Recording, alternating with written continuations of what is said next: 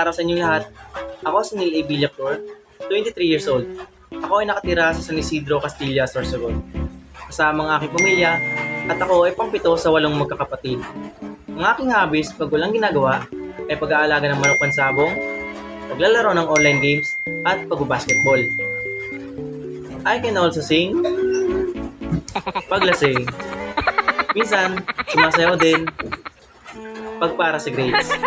Di makahinto, na na na na, nahuhulog ang loob, di na na na na, natututo sa noon, sa nakaraan. Sa ngayon, ako ay third year college student sa Sorsogon State University at kumukuha ng kursong Electrical Technology. Para sa akin, hindi naging madali ang unang 3 taon ng kolehiyo. Pero dahil nandiyan ang aking pamilya, mga kaibigan, at syempre mga daong girlfriend. Wow! Meron akong inspirasyon para magpatuloy.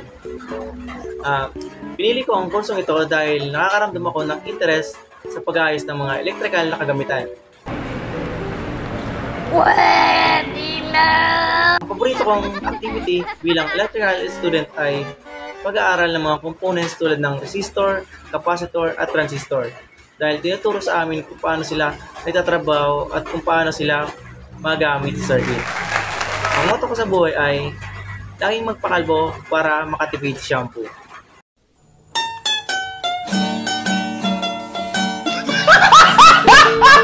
Muli, magandang araw sa inyong lahat at salamat sa panonood. 1, 2, 3, let's go!